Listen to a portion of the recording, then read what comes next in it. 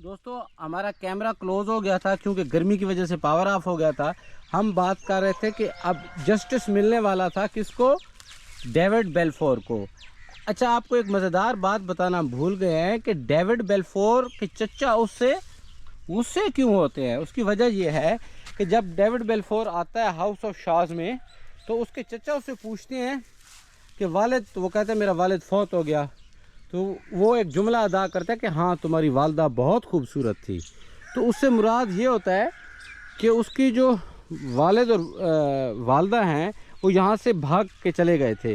वो कैसे भागे थे, असल हकीकत ये है, वो चचा इसलिए नफ़रत करता है डेविड से कि अलेक्जेंडर और एबेनेज़र, ये दोनों भाई जो थे, इनके दरमियान एक लड़की आ गई थी जिससे दोनों मोहब्बत कर बैठे थे। अब तय ये हुआ कि वही इससे शादी करेगा जो जायदाद से महरूम होगा, यानी कि एक भाई जायदाद लेगा और एक भाई लड़के से शादी करेगा। तो अलेक्जेंडर ने कहा था मुझे जायदाद नहीं चाहिए और मुझे लड़की चाहिए, तो उसने शादी कर ली और एबेनेज़र जो है जायदाद का मालिक बन बैठा। इस वजह से जो है वहाँ के लोग उसे पसंद नहीं करते एबेनेज़र को, कि भाई को बिल्कुल जायदाद से महरूम कर दिया और वो गुर्बत की ज़िंदगी जिया। अब फिर क्या होता है कि मिस्टर रैंकलियर, एलन ब्रैक और डेविड एक प्लान बनाते हैं। मिस्टर रैंकलियर जो वकील है वो, और जो दूसरा है क्या नाम है, डेविड, ये झाड़ियों में छुप जाते हैं। जब ये झाड़ियों में छुप जाते हैं तो एलन ब्रैक जाता है और हाउस ऑफ शाज पे दरवाज़ा खटकाता है।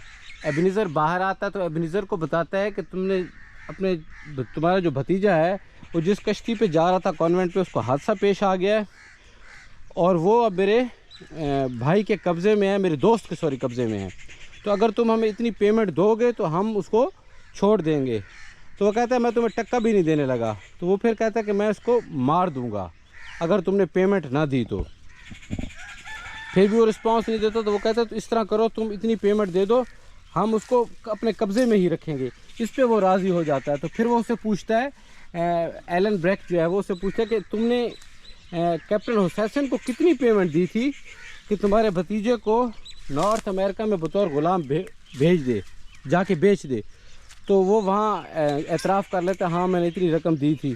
तो जब वो ये एतराफ़ करता है तो एलन ब्रैक और जो उसका वकील है रैंकलियर, वो वहाँ से निकल आते हैं बुश से और उसको कहते हैं हाँ भाई अब तुम जो है पकड़े गए हो, अब इसको इसकी जायदाद दो। तो यहाँ मुआहदा तय पाता है कि 2/3 जो है इनहेरिटेंस एबेनेज़र की ज़िंदगी तक डेविड को दी जाएगी। यहाँ आके फिर एबेनेज़र जो है उसको जायदाद का 2/3 दे देता है अपने भतीजे को। और एलन ब्रैक के फिर जो इतना मुखलिस साथी होता है, उसकी जो है ज़िंदगी के बाकी मसाइल होते हैं। तो अब डेविड चाहता है कि अपना दोस्त की मदद करे और वो उसके फ्रांस के 2 चीज़ें सोच रहा होता है। अब एलन ब्रैक ना, वो कहता है या तो यूँ करूँ कि जेम्स स्टीवर्ट जिसने इनको वहाँ पनाह दी थी डेविड को और इसको एलन ब्रैक को, वो अब उसी रेड फॉक्स के जो है कत्ल के इल्ज़ाम में गिरफ़्तार होता है। तो वो कहता है या तो मैं वहाँ चला जाऊँ या फिर मैं फ़्रांस चला जाऊँ और अपना बाकी जो टारगेट है वो पूरा करूँ। तो वो एडनबर्ग के मकाम पे फिर डेविड उसके लिए पैसों का बंदोबस्त करता है और एडनबर्ग के मकाम पे दोनों बिछड़ जाते हैं। वो फ़्रांस की तरफ चला जाता है और डेविड अपनी नेक्स्ट ज़िंदगी के लिए अपने हाउस ऑफ शाज में आता है और नेक्स्ट एडवेंचर के लिए पैसे इकट्ठे करने की कोशिश करता है। दोस्तों यहाँ इस समरी का एंड होता है। नेक्स्ट जो है वो मैं आपको a tale of 2 cities by Charles Dickens पे जो है इंशाल्लाह मैं आपको लेक्चर दूंगा।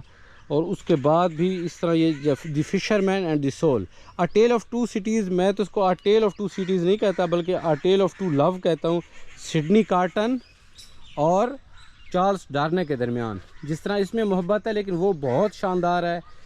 आप एंड पे ये भी नहीं सजेस्ट कर पाएंगे कि चार्ल्स डार्ने जिससे उसकी महबूबा भी मोहब्बत करती है और दोनों की शादी भी हो जाती है, कि मोहब्बत चार्ल्स डार्ने की सच्ची थी या सिडनी कार्टन की सच्ची थी जो कि लूसी को हासिल नहीं कर सका था। एंड पे आपको इस नावल का फुल टाइटल बता दूं। इसका फुल टाइटल है बीइंग ए किडनैप्ड, तो उसका नाम है ना जो मशहूर है किडनैप्ड, आगे सेमी कॉलन है, being memories of the adventure of David Balfour in the year 1751। दोस्तों अगर आपको मेरा लेक्चर अच्छा लगा है तो चैनल को लाइक कीजिए, اگر آپ کو ڈس لائک کرنا ہے تو کمنٹ میں مجھے بتا دیجیے، ویسے آپ ڈس لائک کر سکتے ہیں۔